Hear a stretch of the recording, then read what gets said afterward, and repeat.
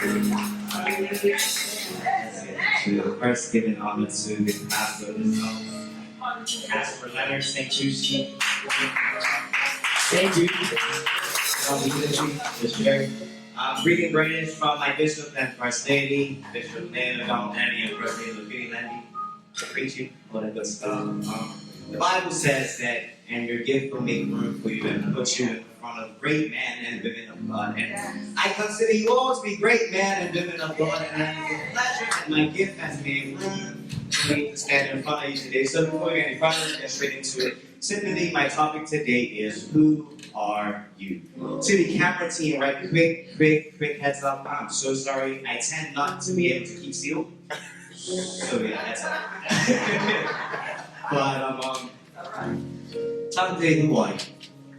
I remember growing up, everywhere I went, anytime I left the house, especially when it wasn't for like church stuff. My mama and my grandma rather be either one. We remember who you are and whose you are. My grandma would oftentimes wait longer for a whole group of people, and everybody started to roll out, and it's like, Dre, remember who you are and whose you are. I'm like, all right, lady, like, cool out. Because that didn't break for 2 seconds. I knew it was going to be my life. Right, so they always used to say this, and it's like, then it became to me, so I know who I am, kind of sort of. But whose are we, right? Right. So we know who we are. I'm Cadre. But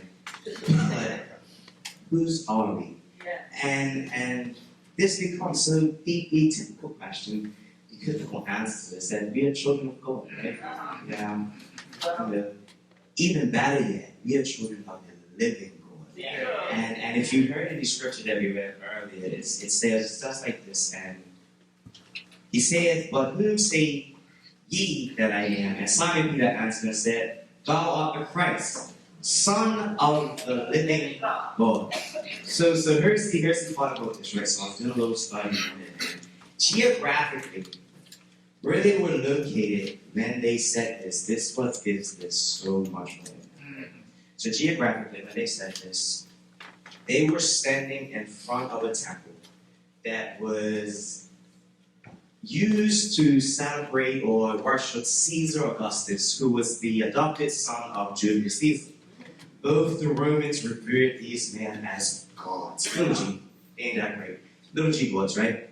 And God, Jesus asked him right there, yes, standing like right in front, like in the church order, and said, so who do you say? And Peter answered and said, thou art Christ, the living, the Son of the living God. So see, the important part is that this place where they were standing in front of, like I said, was a place they chose to worship two gods, Julius Caesar and Caesar Augustus. These men, however, are dead. These men, however, no longer live. However, the God that we serve and the God that we belong to is not a God that is dead. It is a God that cheated death and came back. And we are the Son of the living God. We are children of the living God. Not a God that is dead and in a tomb and can't come back, but a God that's yet alive and sits on the throne. So we have to understand, I'm a strong believer in that what cannot be defined cannot be determined. So in understanding who we are, we have to first understand whose we are, right? So this is why we're going to go through this. So we are children of the living God, right? And this gives us such great intricacies, and it makes us so wonderful, right? Because we have to understand that because we are children of the living God, the Bible also says that we are joined to Christ. And which means that whatever he does, I can do. So if God can say, and Jesus can say to you, there's not to be thou removed, and it be removed, so can I. If God can get up out of the grave and say, no, I'm going to still live my life, so can I. If God can do all of these things, then so can we. So we have to understand, once we understand whose we are, we also have to understand who we are and what we have access to. Because we are connected to the Son of the living God, we have access to everything that he does. And see, this is important to know, right? We have to get these things off because little children spoiled that. But if we can get our children to know this at a very young age of understanding who they are, as they grow up, as they develop, as they matriculate as individuals and adults and grow to full-grown adults, they will not fall victim to certain things. There's just understanding that, right? There will come a time when who you are is challenged by what you see. And see, in these moments, it is important to not allow your position to affect your perception. So, you guys remember the story of John the Baptist, right? And before he even met Jesus, he was running around talking about, here's this person, and he is the Son of the Lord, he's the person who would baptize in fire and all of that other type of stuff. He was proclaiming who God was before he even met. Yeah. And see, he was so proud of this person that he knew about and all that good stuff. But the moment that John the Baptist then came into some hard times, he then began, because he got locked up, right? And he was in jail, and then he began to question, well, who are you really? See, John the Baptist's perception of God became challenged by his position in time. And see, it becomes very important that we not allow our position to accept our perception, because God is still God at all times. And see, the fact of the matter is that there will be times where we will be faced with stuff that makes us want to say, yo, God, are you really there? Like, do you really understand? January 14, 2022 became the scariest day of my life. So I'll give you a real quick, right? So my entire family caught COVID. Literally, my mama caught COVID, tested on Monday. Cool. Tuesday, me and my daddy went there tested. I went to go work. My sister had just came back from away also. She hadn't beat it. So she was old. We go get tested on Tuesday morning. I go work. I got a message around about, email around about 3 o'clock, 4 o'clock. You're negative. Shortly after, my daddy calls me. Hey, but I'm positive. All right, I'm not coming home. So I'm not about. You and mama, you can go write that one all together. I'm gonna go, I don't know what I'm saying, but I'm gonna go watch someone to say. So I'm not gonna, you guys gotta be it. So we go on fast forward, well, 3 days later, staying at A.M.E. My daddy calls me and says, crying. I never really seen my daddy cry, heard my daddy cry like this, right? Crying, like distraught, like, Jay, we'll have to take your mom to the hospital. Okay. So now life begins to hit, right? And it's like real. Like, she's going to the hospital like tonight. So we go get dressed, okay? We rush the hospital. And get to the hospital. You can't remember everyone's got to be except for me. Literally. My nephew even caught it afterwards too. Everybody in the house caught it. And except me. It's crazy, right? But we get to the hospital and the inhaler. Doctors then come to me. They end up having to put on a ventilator, all that good stuff. Scary. I go to the hospital the next day to visit my mom. And the doctor walks up to me and says, 2 hours later, your mom would have been dead. Wow. Okay. Life is now confined to 120 minutes.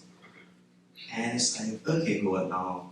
I'm starting to question, like, my mama, like, this is what's happening. My mama, who's in church every Sunday, who when you call her, like, she does everything. She's the church secretary. This lady never takes a day off. Like, it's always working. So you're gonna take my mama from me, like, because they're looking at me like, but she's still out in the woods, because she's sitting her shoes on her girl. She can't see me, and I'm looking like, boy. My position at that current moment is being challenged by my perception. And so I have to now start to take a beat and be like, okay, God, you are still good. And you are still alive. And I remember in the moment, even when we first got before the call, my mom drew the scripture into me as a child. And the scripture was, for God has not given us a spirit of fear, but of the power and of love and of a sound mind. And I remember racing God even to the hospital and saying, for God has not given me a spirit of fear, but of a power and of love and of a sound mind. And then starting to recite scriptures that God, you are a healer. God, you can do it, and anyone can do it. You can. Because I had to make sure that my position doesn't affect my perception. And because these things happen so easily, we face so many things, and it's so easy to blame God. God, why is this happening? Why do people die early? Why do the young go? So God, what's really happening? Because you say this is who you are, but are you really? These are the type of things that go through our heads. There are many people in our society who are blaming God because of what their perception is. Yeah. Because if God's so good, why did my auntie die? Right. If God's so good, why did my cousin die? Look, guys, and the truth of the matter is, we will always be challenged with these type of things. Just again, like Tuesday night, we got a call. The kid got shot up earlier. It's my cousin. So we're looking like, okay, God. Was sitting at the hospital and his grandma, pregnant woman, in church, everything else. And I had to remind myself that God is still God at all times. Yes. And these are crucial things that we have to remember and understand who we are, because there are going to be times that who we are is challenged by what we see. Yeah. And these moments are the moments where we build character. These moments are moments that we can then draw from when we get out of this. Just say, well, God, you brought me to this. You can get me through that. I remember sitting there, and while my mom was there, and again, they came to me there and was like, you belong to your business. I'm like, wow, we're going to have to test luck with blessings at this point. So I believe in serving a God that ain't going to luck out, going to miracles and going to power, right? So I'm sitting there, so whatever you may say, I understand who I am. I understand who that woman is that's laying in that bed. And no matter what her current position, laying on her back with tubes on her throat is, I understand that I serve a God who is greater than the situation. And I understand that I serve a God that can do all things and can't fail. That's right. Right? Because I know who I am, right? And this is what we have to nail down quickly. And getting to know who we are. Because hard times will come. They're inevitable. It's what it's going to be, right? And then a lot of times is when we get to these positions of allowing our situations to shape who we allow our identity to be defined by creation rather than creator. And the danger of that is that we will let what people say, shape how we live our lives. And shape what we do. Then we allow who we are to be defined by creation rather than creation. And it's not always bad, right? I mean, I went to school, not every teacher was telling others. So you had teachers who were, for lack of a better way of saying this, garbage. Absolute trash. I had a teacher that I said, you ain't never gonna do nothing by your business over. I remember when I got to ask for it, I got my yellow shirt on first day of school, I got on the bus, I went straight Santa, and I said, you were paid? So, you remember that deal? Like, you told me, and honestly, I was a bad kid in Santa, it wasn't too pleasant. But it is what it was, and we have people who speak these negative things, and see, thankfully I was one who, you'd say that type of stuff to me on proof. So I went to all people, point to proof, like, alright, you said you can do this, I'm gonna go be helpful. If you think I can, I'm gonna go do it. So, didn't get it, or shortlisted for it, but it didn't matter at this point. I'm gonna do what you told me I can do. Right? And so, we sometimes allow what the negative things people say about us to shape who we are. And we have so much people walking around here with low self-esteem issues because some person of authority or position of authority didn't speak right to them.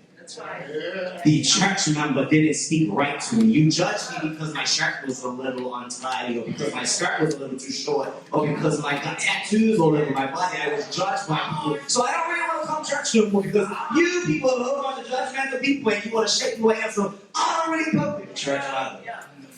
Right?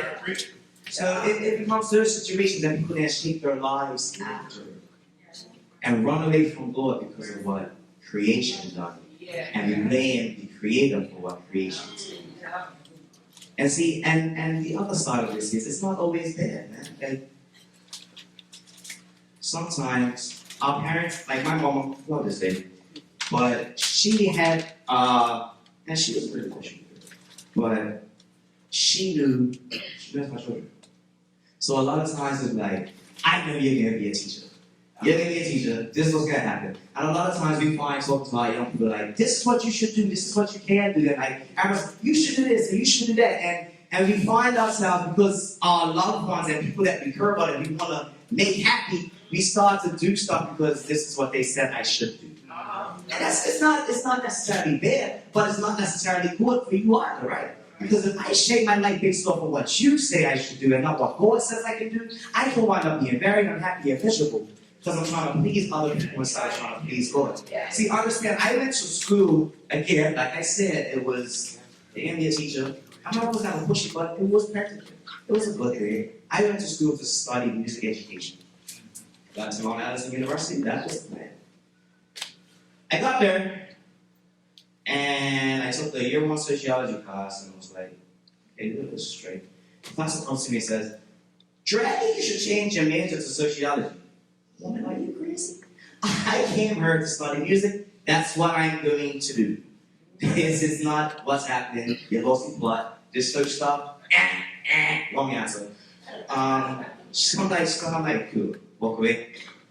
Before we leave to come home on Christmas break, she comes to me again, and I was like, Trey, I really think you should become a sociology major. Then you really lost your plot. So anyways, all right, cool. I'll appease you. I'll make it my mind. You know, I mean, for sure, I'm not a declare yet. I'm making my mind. Cool. I don't think it should be your mind. Mind your business. I came here to study music. I'm going to be a teacher. This is what people are saying. Like, you're going to do music ministry. It's been said for years, right? So cool. I come back home. COVID hit. I really hate COVID. But COVID hit. And I had a job lined up to work at the bank. It was a COVID job gets canceled. I ended up working at a somebody camp. And a lot of the children that we had were children that was part of DCFS and things of that nature. And I'm sitting there during the day. I talked to my pastor as well when I came home for Christmas break. I was like, on the end of the day, he really keeps on trying to ask me, like, change your major to this, blah, blah, blah. He says, Drake, you gotta make sure you're a student of what you do and not what you think everyone's just telling you to do. And not what you think you want to do. And they said, I'm playing lost in part two. Like, you know me since a child, you know full well, I'm doing music. Like, this is what this is. Because I have been conditioned by hearing everyone says, you're a musician, you play music, go do music. That's right, I love it, right? So cool. I get there. She says to me a third time I get back, I really think you should be a sociology major. So now I'm starting as I'm working at the camp. I'm like, you know what? I really rather work with children who are trouble rather than being stuck in class. This feels more suited to me. And sociology gives me the opportunity to do so. It gives me the chance to do so. So I go and I'm like, all right, cool, she won. I'm gonna change my major. And I go to do a program evaluation, and I was more on track to have a sociology degree than a music one anyway, completely by happenstance. But see, this is what happens sometimes when we allow creation to shape what we are, begin to do things that lead us there. It's not what God really had for us. All along, God must know you're giving me social media, you're going to come back and you're a social worker. And come full circle now, I'm working in my field without finishing my degree. Thank God, that's such a lesson, right? Because so much people don't want to do it. Working in my field, but it's understanding that my life is shaped by the Creator and not creation. Yeah. And at this point, it's okay to be influenced by somebody, but it is not too okay to be under the influence of somebody. There are two totally different things. Totally different things. See, it's somebody in the audience today who I can say I know for a fact I had influence over. But by no stretch of the imagination are they under the influence. You guys, the majority of us in here. So you understand the difference, like when you get drunk, you're under the influence and you're no longer in charge of what you're really doing. Your faculties are completely lost for minds and spirits. And you don't understand what you're really going on because you are under the influence. And at that point, it is never okay to be under the influence of anyone. But it is okay to be influenced because people are here to help you. That's why you have a pastor who's here to lead, guide, and direct. But even your pastor, he can't be under the influence of your pastor. He can only influence you. The only person you should be under the influence of is God Himself. Nobody else but God Himself. Because He who shapes who we are. And see, let me get to this pretty quick, right? Knowing who we are also means acknowledging what we struggle with. Yes. Cool, let's talk about it. So, somewhere along the line, somewhere along the way, we took the scripture of like, I am perfect in Christ Jesus, and thought that meant, let me hide all my dirt. I don't know what happened, but somewhere along the line, that's what happened. So a lot of times, we don't want to acknowledge that this is what I struggle with. Yes, I'm saved still. Yes, I still go to church, but I struggle too, just like the person who's not in these doors. See, look, I don't smoke, I don't drink. However, when it comes to females, we have a little bit of a challenge. Because this is me understanding my struggle and admitting this is what I struggle with. And see, for some reason, those older generations of church, and a lot of times, not always, but in a lot of moments, fail to convey to people that I struggle too. And see, men, what happens is we paint this picture of God that is unattainable to, for lack of a better word, the sinner. So you have people who make comments like, oh, well, God ain't ready for me, or God ain't, no, I can't come yet because I'm still doing this and the third. Man, that is never what it is. God really loves the broken. Right? Like, He wants you to come with all of that, and like, you go to the hospital because you're okay. Right. I have never said to anybody, I have a thing that I have. Let me go to the hospital today. No, you go to the hospital because you are struggling with something. Right. And this is what church is. We come to church, we come to God because we are all struggling with something. And we need help to get through it. So this is why we come to church. But however, when we don't understand who we are, we come afraid to show these things because I don't know if you're going to be able to accept me if you understand what I did last night. So we become afraid to share. Man, there's a person who is waiting to hear your story. Not to hear your glory and to see your glory, but to hear your story. You stop that you don't want this story. You stop that you think it's too great for you to understand it. This is a little bit uncomfortable, but it is a person whose life is made in it. Yes, that's right. Waiting to hear that part of it. See, Kirk Franklin said one time in the interview that if I show you my accomplishments, I can impress you. It's not even inspiring. However, if I show you my mistake, I can impact you. Yes. And see, I would rather be impactful than impressive any day. I can show you, I paid her today to be impressive and dress the part and learn and preach and use eloquent language and speech. Means nothing. Right. Because impressions, it's just an impression. They're not always lasting. However, impact, on the other hand, is something that is sustained. It's something that is life-changing. It is something that is memorable. I'd rather be impressive. I'm sorry, impactful than impressive. Any day. Because Jesus was never just impressive. God was impactful. And every step of the way, and He wasn't impactful by the way He dressed. No. Well, if you got, if you saw Jesus walking here right now, you'd probably be like, what is this? And what does He have?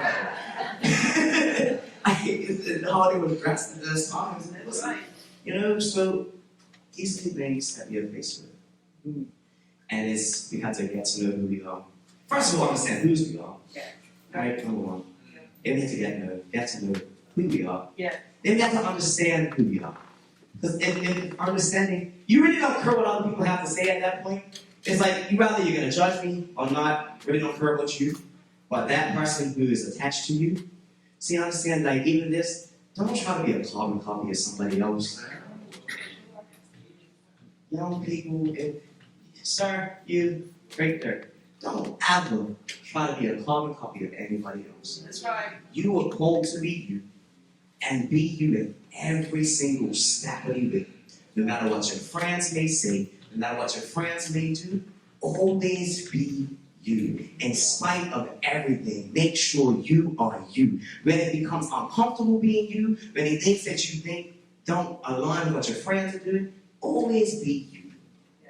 Because the you that God has created you to be is something that the world needs. Amen. And nobody else can do it. Nobody else. See, if I can not even preachers. If I get up here and try to preach like that, Pastor, there's a group of people who are only going to listen to me. And there are a group of people that's only going to listen to me. I'm only going to get saved through me. So if I try to copy myself and be out here, what happens to the people that I'm supposed to reach? They'll laugh just preparing for themselves. That's it. But here's the thing. We're going to wrap up right here.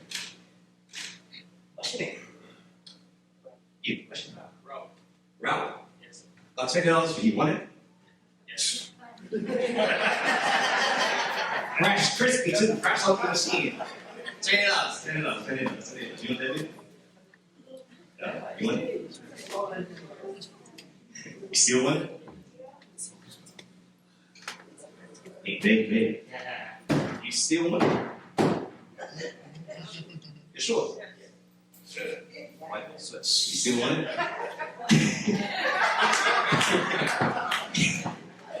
I ain't gonna hold you, bro. I ain't gonna lie. Sitting one is like, the fog room will be here. I ain't gonna get, right? You still want it? Yeah. Push it. Because your value is never based on what you look like. Your value is never based on what you look like. Your value is $20. Your needs $20 no matter what shape or condition it is. Who you are is not defined nor determined by what you've been through or where you are. Who you are is defined by whose you are, and whose you are is a child of the King. The child of the Most High God. The child of the listen to me. The child of the God who makes miracles happen. It's 20 remains a 20. You remain valuable no matter what happens. And people value authenticity. People value knowing that this is seeing like people who will value you as long as you're honest and true. Yes. Because your value is not based off of what you look like. Your value is based off of you understanding who you are and knowing whose you are. Yes. That's yours. That's yours. So I asked you today, like Jesus asked Peter, who do you say you are? My hope will be that you say after you for today that I am a child of God. I am the living. I am of head and not the tail. I am above and not beneath. I am chosen. I am peculiar. I am amazing. I am wonderful.